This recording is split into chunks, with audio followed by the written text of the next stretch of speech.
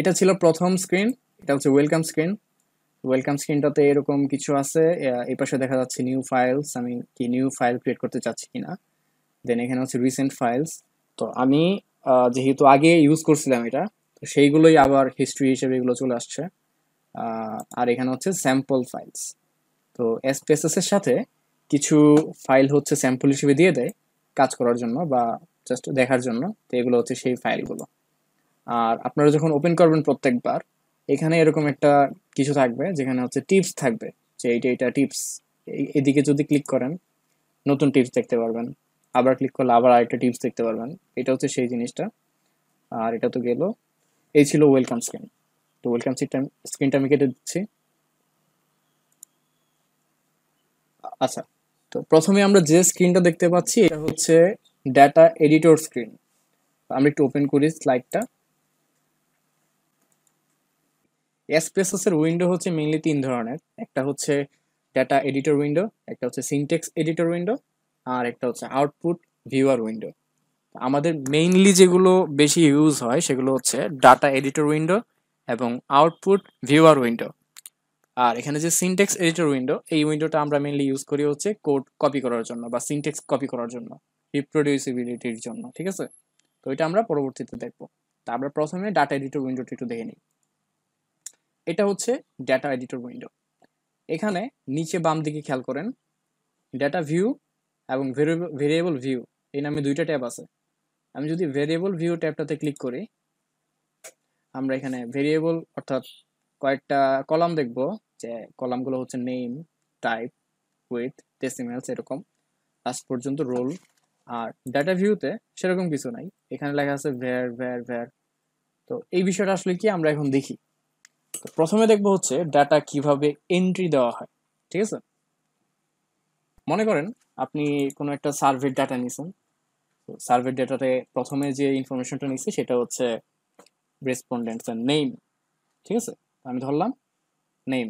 তো আপনি এখানে সবার উপরে বাম পাশে দেখেন, নেমের নিচে 1 নাম্বার রোতে আমি লিখলাম নেম, লিখে আমি এন্টার দিচ্ছি।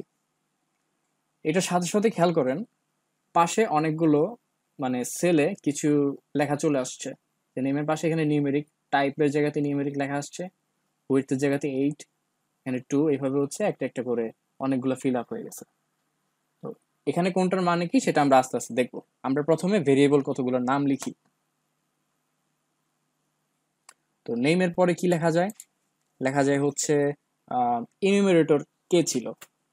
এনিউমেরেটর, এনিউমেরেটর মানে হচ্ছে যে ডেটা কালেক্ট করছিল তার নাম বা তার আইডি, এরকম কোনো কিছু। তো তারপরে কি দেওয়া যায়? রেসপন্ডেন্টের এইজ কত ছিল, আমি লিখলাম এইজ। আমি আসলে এখানে কি করতেছি? আমি আসলে এখানে ভেরিয়েবল গুলোর নেম লিখতেছি, যে কি কি ভেরিয়েবল আমার ডেটা সেটে আছে। এখন দেখেন আমি তিনটা জিনিস লিখছি, নেম, এনিউমেরেটর, এইজ। আমি যদি এখানে ডাটা ভিউতে চলে যাই, এই যে উপরে খেয়াল করেন, একটু বড় করি, এখানে খেয়াল করেন নেম, এনিউমেরেটর, এইজ, এগুলো কিন্তু এখানে চলে আসছে। তার মানে আমরা এখানে যে ভেরিয়েবলগুলোর নাম লিখতেছি এখানে আসলে সেগুলোই দেখাচ্ছে। ঠিক আছে, তাহলে আমি আরো কয়টা লিখি। কি কি লেখা যায়?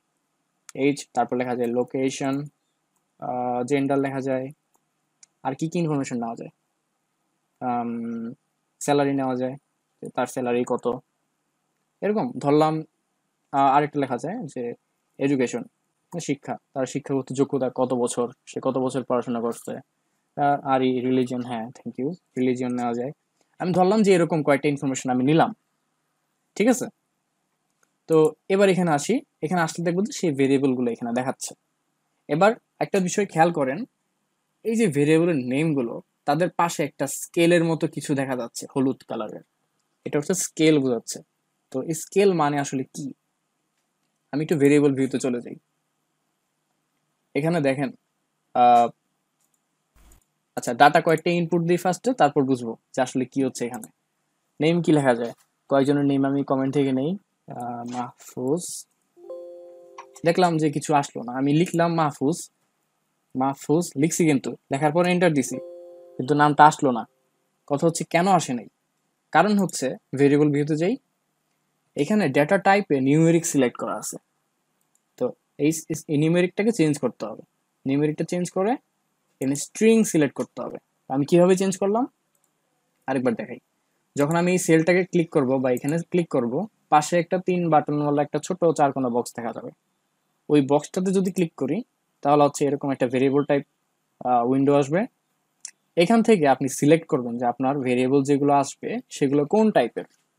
তো আমি যেহেতু এখানে নেম দিচ্ছি, তো নেম হচ্ছে একটা স্ট্রিং বা ক্যারেক্টার। সো এই স্ট্রিং এ ক্লিক করতে হবে, দেন ওকে। এটা করলে একটা বিষয় খেয়াল করেন, একটা জিনিস চেঞ্জ হয়ে গেছে সবার লাস্টে। এখানে মেজরের জায়গাটাতে এতক্ষণ আননোন ছিল, এটা এখন নমিনাল হয়ে গেছে। সো এটার মানে হচ্ছে, দেখাই,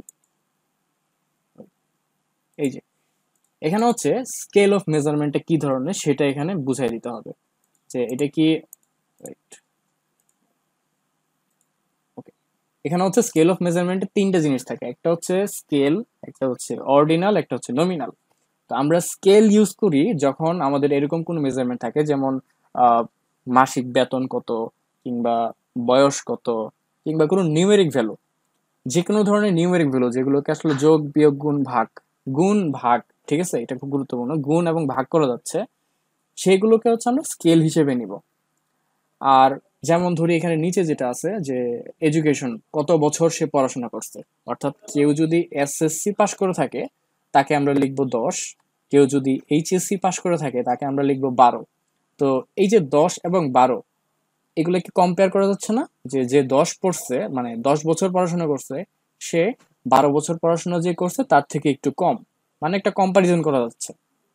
কিন্তু খেয়াল করেন, কেউ যদি ক্লাস 4 পর্যন্ত পড়ে, অর্থাৎ 4 বছর পরে, সে কি, ধরলাম 4-এর সাথে 2 গুণ করলে 8 হয়, মানে ক্লাস 8 পর্যন্ত যে পড়ছে সে কি ক্লাস 4 পর্যন্ত যে পড়ছে তার চেয়ে ডাবল জানে? এরকম ভাবে কম্পেয়ার করা যাবে না। দেখেন, মানে কেউ ধরলাম যে ক্লাস 5 পর্যন্ত পড়াশোনা করছে আর কেউ ক্লাস 10 পর্যন্ত পড়াশোনা করছে, তো 5-এর সাথে 2 গুণ করলে 10 হচ্ছে, তার মানে কি ক্লাস 5-এ যে পড়ছে সে ক্লাস 10-এ যে পড়ছে তার চেয়ে তো অর্ধেক জানে, এরকম কিছু না। আমরা কিন্তু সেইভাবে কম্পেয়ার করতে পারবো না, বাট আমরা কম্পেয়ার করতে পারবো যে সে কম বেশি কম বেশি, মানে আমরা গুণ বা ভাগ করতে পারতেছি না, বাট আমরা এখানে কম্পেয়ার করতে পারতেছি। তো সেক্ষেত্রে এই এডুকেশন যেটা ছিল, এটার মেজার টাইপটা চেঞ্জ করে অর্ডিনাল দিতে হবে। তো এটা অর্ডিনাল দেয়, বাট কখনো কখনো অনেকে অ্যানালাইসিস করার সময় এই ধরনের মেজারমেন্ট গুলোকে স্কেলেও রাখে। তো সেটা হচ্ছে পার্সোনাল প্রেফারেন্সের বিষয়। এক্সেলের কাজগুলো কি এসপিএসএস দিয়ে করা পসিবল?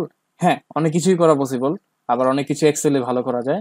এটা হচ্ছে ডিপেন্ড করতেছে আপনি কি কাজ করতে চাচ্ছেন সেটার উপরে। আমরা আসলে যারা অ্যানালাইসিসে কাজ করি তারা আসলে সবকিছুই জানার চেষ্টা করি, কারণ একটা টুল দিয়ে কখনো সব কাজ করা যায় না, বিভিন্ন টুলের উপরে আয়ত্ত রাখতে হয়। আচ্ছা, তারপরে হচ্ছে সবগুলোর আমরা মেজার গুলো ঠিক করে নিই ফার্স্টে। হ্যাঁ, এনুমেরেটর, এটা যেহেতু নাম থাকবে সো এটাকে স্ট্রিং স্ট্রিং করে দেই, স্ট্রিং। তারপর এইচ, এইচ তো নিউমেরিক তাই না, কোনটা কোনটা স্ট্রিং হবে, হ্যাঁ আমরা সেটাই দেখতেছি এখন। যেহেতু আমরা নাম নিয়ে কাজ করতেছি, যে নেম এটা একটা স্ট্রিং থাকবে, ইনুমেরেটর মানুষের নাম, এটা স্ট্রিং থাকবে। এইচ যেহেতু নিউমেরিক হবে নাম্বার, তো এটা তো চেঞ্জ করা দরকার নাই, এটা নিউমেরিকই থাকবে। লোকেশনটা চেঞ্জ করতে হবে, লোকেশনটা আমি চেঞ্জ করে স্ট্রিং দিচ্ছি। জেন্ডারটা স্ট্রিং দিচ্ছি। তারপর স্যালারি নিউমেরিক থাকবে, এডুকেশন নিউমেরিক থাকবে, রিলিজিয়নটাও স্ট্রিং দিচ্ছি। আচ্ছা, এইগুলো তাহলে আমাদের ডেটা টাইপ কোনগুলো, কোনটা কিরকম হবে সেটা আমরা ঠিক করে ফেললাম। তো এখন আপনারা যখন আপনাদের কোনো কোয়েশ্চেনিয়ার নিয়ে কাজ করবেন, তখন কোন ভেরিয়েবলের ডেটা টাইপ কি হবে সেটা আপনারা হচ্ছে সেই কোয়েশ্চেনটা দেখে বুঝে নেবেন যে আমাদের এই কোয়েশ্চেনটার অ্যান্সার এরকম আসছে, তাহলে এটা হচ্ছে স্ট্রিং, এটা হচ্ছে নিউমেরিক। ঠিক আছে, এবার আমরা সবার লাস্টের দিকে চলে আসি। মেজার, মেজারগুলো এখন ঠিক করব। তো প্রথমটা যেহেতু নেম ছিল এটা নমিনাল, এনিমেরেটর এটাও নমিনাল থাকবে, কারণ এগুলো তো নাম তাই না। যেগুলো হচ্ছে নাম বা আইডেন্টিটি প্রকাশ করবে সেগুলোকে আমরা, সেকেন্ড নেমটা কি, সেকেন্ড নেমটা হচ্ছে এনিমেরেটর, বা আমি যদি এভাবে বলি ডাটা কালেক্টর। ঠিক আছে, এখন ক্লিয়ার। স্যালারিটা হচ্ছে স্কেল, লোকেশন নমিনাল, তারপর হচ্ছে এটা কি, জেন্ডার নমিনাল, স্যালারিয়াল scale, education ordinal, religion nominal. ঠিক আছে, আমাদের ডাটা এন্ট্রি মানে এখানে ভেরিয়েবল গুলো ডিফাইন করার কাজ শেষ। এবার ডাটা ভিউতে চলে আসি। এখানে আসতে দেখবো যে আমাদের ভেরিয়েবলগুলোর আইকন সেগুলো সব চেঞ্জ হয়েছে। যেমন নেমের পাশে এখন এরকম 3 কোণা দেখা যাচ্ছে, নিচে এক জায়গায় ছোট করে লেখা। তো এই আইকনগুলোর মানে হচ্ছে যে কোনটা কি। যেমন এডুকেশনটার ক্ষেত্রে এরকম দেখাচ্ছে, এটার মানে হচ্ছে এটা এখন অর্ডিনাল। ঠিক আছে, আমরা এখন কিছু স্যাম্পল ডাটা দিয়ে দিয়ে ফেলি।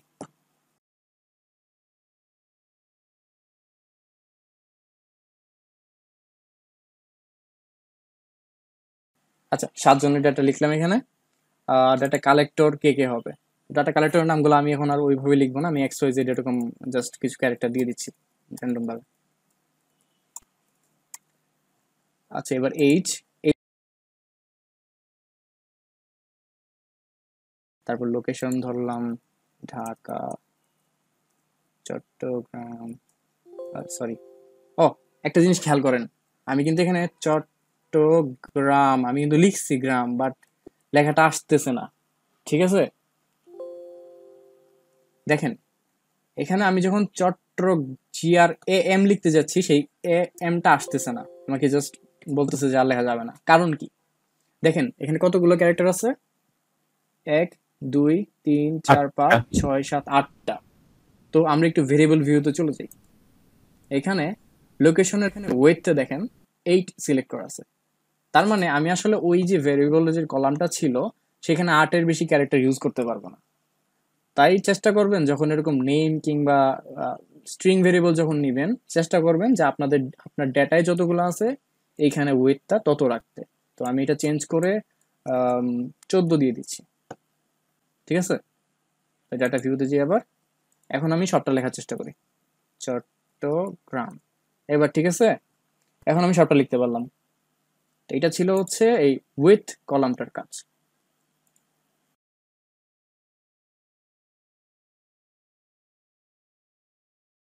এবার আমি একটা নতুন জিনিস দেখাবো। আমি এখন এখানে লিখবো না মেল কিংবা ফিমেল এভাবে লিখবো না, আমি লিখবো নাম্বার দ্বারা। তো নাম্বার দ্বারা কেন লিখবো সেটা একটা কারণ আছে, একটা ফাংশনালিটি বোঝানোর জন্য আমি নাম্বার দিয়ে লিখবো। তো ইউজুয়ালি যারা মেল তাদেরকে 1 দ্বারা প্রকাশ করা হয়, আর যারা ফিমেল তাদেরকে 0 দ্বারা প্রকাশ করা হয়। মানে এটা রেকর্ডিং বা যখন বড় বড় ডাটা নিয়ে কাজ করা হয় তখন হচ্ছে এই কাজটা করা হয়, যেন মানে জায়গা কম লাগে বা এরকম। তো আমি এখানে যেহেতু কে কে এটা হচ্ছে male, male, male, male, female, male, male. ঠিক আছে, তো যারা মেল তাদেরকে 1 দ্বারা ডিনোট করলাম, যারা ফিমেল তাদেরকে 0 দ্বারা ডিনোট করলাম। এবার আমি একটু ভেরিয়েবল ভিউতে চলে যাই। আমি যেহেতু এখানে মেল ফিমেল লেখার বদলে নাম্বার লিখছি, তাহলে আমি জেন্ডারের যে ডেটা টাইপটা সেটা চেঞ্জ করে আমি নিউমেরিক করে দিচ্ছি এখন, নিউমেরিক। তাহলে তো কোনো সমস্যা নাই, তাই না? তাহলে আমি ওকে করে দিচ্ছি। এবং এইটা এখন, ও সরি, কোনটাকে নিউমেরিক করছি, আচ্ছা এটা আমি নিউমেরিক করে দিলাম। আমি কিন্তু মেজার চেঞ্জ করি নাই, মেজার কিন্তু নমিনালেই আছে, আমি জাস্ট ডেটা টাইপটা চেঞ্জ করে দিয়েছি। এখন আমি একটা নতুন ফাংশন দেখাবো, সেটা হচ্ছে ভেরিয়েবলের ভ্যালু লেভেল কিভাবে চেঞ্জ করা যায়। অর্থাৎ আমি চাচ্ছি এখানে ওয়ানগুলোকে দেখাবে, মানে মেল দেখাবে, বাট বিহাইন্ড দ্য সিন এটা ওয়ানই থাকবে। সেটা কিভাবে করে আর এই জিনিসটা কোথায় কাজে লাগে সেটাও আমরা দেখবো একটু পর। তো আমি সেই চেঞ্জটা করি, কিন্তু জেন্ডারের লেভেল চেঞ্জ করব আমি। আমি সেজন্য এখানে যাব ভ্যালুস কলামটাতে, জেন্ডারের ভ্যালুসে এখানে বাই ডিফল্ট সবগুলো নান। আমি এটা চেঞ্জ করব, তো আমি এটাতে ক্লিক করলাম। এটাতে ক্লিক করলে এখন ভ্যালু লেভেলস যে একটা ডায়ালগ বক্স ওপেন হবে। এখানে আমরা লিখে দিব যে 1 মানে কি আর 0 মানে কি। তো আমার প্রথমটা হচ্ছে 1, 1 এর লেভেল কি দিব, মেল, সো আমি লিখে দিচ্ছি মেল আর অ্যাড। তার মানে এখন কি হবে, যেসব জায়গাতে 1 ছিল সেগুলোকে মেল দেখাবে এবং ভ্যালু 0-র জন্য লেভেল থাকবে হচ্ছে ফিমেল। তো এটাও অ্যাড করে দিচ্ছি। তাহলে এখন 0 যেখানে থাকবে সেখানে ফিমেল থাকবে। আমি ওকে দিচ্ছি, ওকে। এবার ডাটা ভিউতে যাই, খেয়াল করেন যেগুলো 1 ছিল এই যে এখানে ক্লিক করলে কিন্তু এখানে দেখাবে 1, এখানে দেখাচ্ছে 1। তারপর ফিমেলে ক্লিক করলে এখানে দেখাচ্ছে 0। তার মানে বিহাইন্ড দ্য সিন এটা কিন্তু 1 এবং 0ই আছে, বাট আমরা দেখতে পারতেছি মেল এবং ফিমেল। 1 ফর মেল এবং 2 ফর ফিমেল দিলে কি হবে? কিছুই হবে না, আপনার কোনো সমস্যা নেই। তবে একটা হচ্ছে যে স্ট্যান্ডার্ড ধরে নেওয়া হয় যে আপনি যখন কোনো মনে করেন কোনো একটা সেকেন্ডারি ডাটা নিলেন, সাপোজ আপনি বাংলাদেশে হেলথ অ্যান্ড ডেমোগ্রাফিক সার্ভের ডাটাটা আপনি নিলেন, কালেক্ট করার পর দেখবেন যে সেখানে মেলদেরকে 1 দ্বারা ডিনোট করতেছে, ফিমেলকে 0 দ্বারা ডিনোট করতেছে। ইভেন আপনি যদি কোনো একটা ইন্টারন্যাশনাল কোনো জায়গা থেকে ডাটা কালেক্ট করেন, সেকেন্ডারি ডাটা কিনে নেন, ধরেন আপনি 10,000 টাকা দিয়ে ডাটাটা কিনলেন আপনার থিসিসের জন্য, আপনি দেখবেন যে সেখানে এরকম ভাবে রিকোডিং করা আছে যে যারা এক্সট্রিমলি পোর তাদেরকে 1 দ্বারা ডিনোট করছে, যারা মিডিয়াম তারা হচ্ছে 2 দ্বারা ডিনোট করছে, এরকম দেখবেন আপনারা। তো রিকোড করা আছে, তো রিকোডের কনসেপ্টটা ওইখান থেকে আসছে। আর এটার একটা অনেক খুব বড় সুবিধা আছে, সেটা হচ্ছে ধরেন আপনি একটা নতুন ডাটা এখানে এন্ট্রি দিবেন। তো আমি এখানে এন্ট্রি দেই শরীফ, তারপর ডাটা কালেক্টরের নাম ধরলাম কিছু একটা, তার এজ মনে করি 20 না অন্য কিছু, মনে করি 18, আর তার লোকেশন ধরলাম নতুন একটা জায়গা দেই রংপুর। এবার তার জেন্ডারটা কি হবে, এখানে আমি কি লিখবো? আমি কি এখানে ফিমেল লিখবো? দেখেন আমি যখন লেখা শুরু করছিলাম তখন সাজেশন চলে আসছিল। তো আমি যদি ফিমেল না লিখে সরি মেল না লিখে 1 লিখি, 1 লিখে এন্টার দিলাম, এটা কিন্তু মেল হয়ে গেছে, ঠিক আছে। যদি 0 লিখি তাহলে ফিমেল হয়ে গেছে। তো এইভাবে হচ্ছে ডেটা পরবর্তীতে ডেটা এন্ট্রি দেওয়াটা খুব ইজি হয়ে যাবে। দেখা যাবে জাস্ট শুধুমাত্র আমি এখানে নাম্বার লিখে দিলে হয়ে যাচ্ছে। তারপর আসি স্যালারি কলামে, স্যালারি ধরে নিচ্ছি সবার ইনকাম।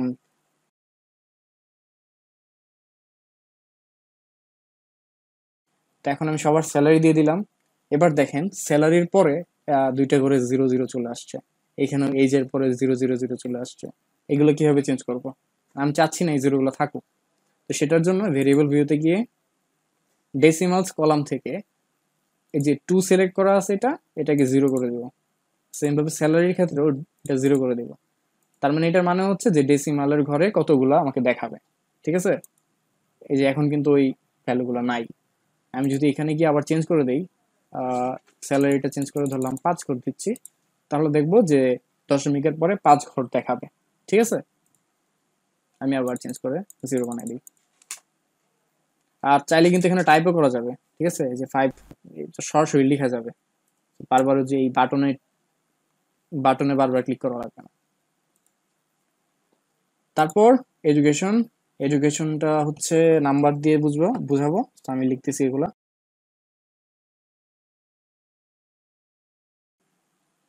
এটাও আমি সেম ভাবে ওই ডেসিমালটা চেঞ্জ করে দেই, 2টা কমাই দিলাম।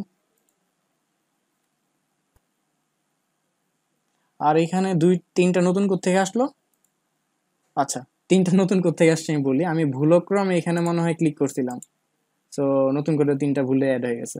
আমি যদি ভুলে এখানে ক্লিক করি, বাড়াই দিই, এন্টার দিই, তখন দেখা যাবে যে আরো কতগুলো অ্যাড হয়ে গেছে।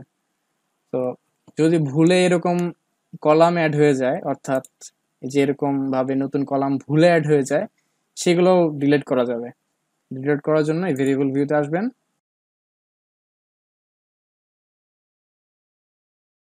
তাহলে হচ্ছে এটা ডিলিট হয়ে যাবে। তো সেম ভাবে আমি চাচ্ছি এই 2টা, মনে করলাম শুধু এই 2টা ডিলিট করতে চাই, তো এই 2টা ড্র্যাগ করে সিলেক্ট করে রাইট বাটনে ক্লিক করবেন, ক্লিয়ারে ক্লিক করবেন, দেন ডিলিট হয়ে যাবে। আমি সবগুলো ডিলিট করবো, তো সবগুলো সিলেক্ট করলাম, ক্লিয়ারে ক্লিক করলাম, সবগুলো ডিলিট হয়ে গেছে, ঠিক আছে। আচ্ছা, আমি যেহেতু এখানে ইয়ার অফ এডুকেশন দিয়ে বুঝাইছি এটা, আমি তাহলে একটা নতুন কলাম অ্যাড করি ওই এইচএসসি মাস্টার্স এটা বোঝানোর জন্য। আমি দিব যে এজুক ক্যাট, এই নামে একটা নতুন ভেরিয়েবল আমি অ্যাড করতেছি, এন্টার দিলাম। এটা নিউমেরিক হিসেবে রাখতেছি এবং মেজারে গিয়ে চেঞ্জ করে দিচ্ছি অর্ডিনাল। আর এখানে হচ্ছে আর কিছু চেঞ্জ করতেছি না।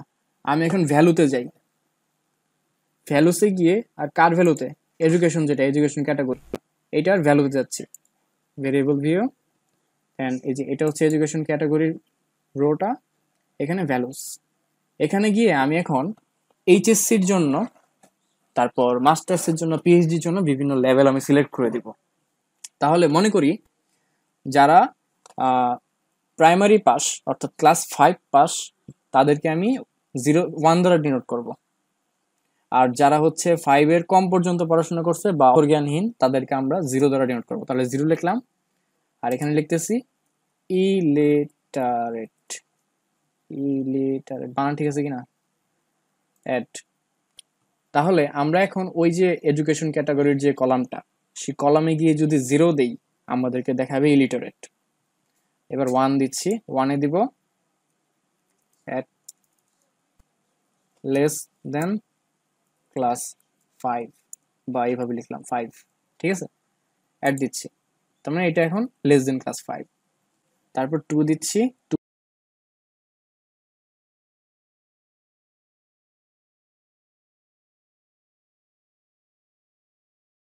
তারপর 3 নাম্বার দিলাম, 3 দিয়ে দিচ্ছি এসএসসি, 4 নাম্বার দিচ্ছি এইচএসসি। এখানে আপনারা কোথায় কি দিবেন এটা খুবই সাবজেক্টিভ, ঠিক আছে?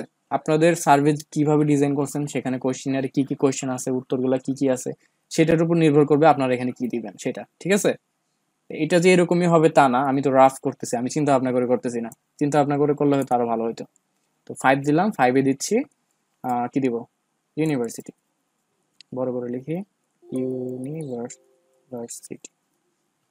আমি আর দিলাম না, আরো অনেক কিছু দেওয়া যাবে, তো সেগুলো দিচ্ছি না, আমি 5 এটা কনফার্ম করে দিলাম। আর এখান থেকে ডেসিমালসটা 0 করে দিলাম। এবার এডুকেশন ক্যাটাগরিতে আসি। এখানে আমি এডুকেশন যেহেতু এটা 12 ইয়ার্স ছিল, তার মানে এটা হচ্ছে এইচএসসি। আর এইচএসসি মানে কি ছিল একটু দেখে নিই। এইচএসসি মানে ছিল 4, তো 4 এখানে 4 দিয়ে দিলে হয়ে যাবে এইচএসসি। তারপর 15 হচ্ছে ইউনিভার্সিটি, সো এটা হচ্ছে 5, 5 দিয়ে দিলে ইউনিভার্সিটি, আবার 5 দিচ্ছি, এটা ইউনিভার্সিটি। এটা কি হবে 3, সম্ভবত 3 হচ্ছে এসএসসি, 2 হচ্ছে ক্লাস 5 to 10। এটা একটু বড় করে নেই তাহলে যেন সবটা দেখা যায়। তারপরে আবার 5, 5, 5, ঠিক আছে? এইভাবে হচ্ছে আপনারা চাইলে ওইরকম এইচএসসি, অনার্স, মাস্টার্স এই ধরনের ক্যাটাগরিগুলো আপনারা এইভাবে রেকর্ড করতে পারবেন, মানে ভ্যালুগুলো এইভাবে শো করতে পারবেন। আর রিলিজিয়ন গুলো তো ক্যারেক্টার ছিল, সো সেভাবেই আমরা সিলেক্ট করতেছি। আচ্ছা, রিলিজিয়ন না, ইসলাম। এবার হচ্ছে এটা আমরা কিভাবে সেভ করব। তো মনে করি যে আমরা 100 জনের ডাটা নিছিলাম, তো সেই 100 জনের ডাটাগুলো আমরা এভাবে ফিল আপ করছি, টোটাল কত 100 পর্যন্ত গেছে। তো তাদের এই এই যে ফাইলটা, এটা কিভাবে সেভ করব? সেভ করার জন্য ইউজুয়ালি যেভাবে অন্যান্য জিনিসে সেভ করা হয় সেটাই করবেন। ফাইলে যাবেন, দেন সেভ অ্যাজ অথবা সেভ, যে কোনো একটা। তো সেভ অ্যাজে ক্লিক করলেই আমি সেভ অ্যাজ, কোথায় সেভ করতে চাচ্ছি সেটা এখন সিলেক্ট করতে হবে। তো আমি সিলেক্ট করব, মনে করি স্পেসেস স্ট্যাটিস্টিক্সের যে কোর্সের ফোল্ডারটা, সেই ফোল্ডারের ফার্স্ট ক্লাস, সেখানে আমি এটা সেভ করে দিব।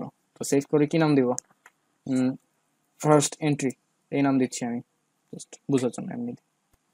আর খেয়াল করেন, যখন সেভ করব তখন কিন্তু আশেপাশে বেশ কিছু অপশনস আছে, যেমন এখানে একটা অপশন দেখতে পারতেছি এনক্রিপ্ট ফাইল উইথ পাসওয়ার্ড। তার মানে কিন্তু আপনি চাইলে এই ফাইলটাকে পাসওয়ার্ড প্রোটেক্টেড করে রাখতে পারবেন।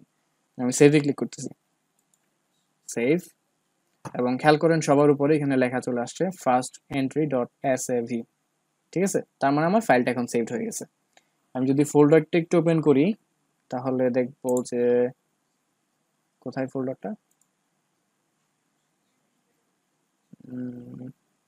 ডেস্কটপ,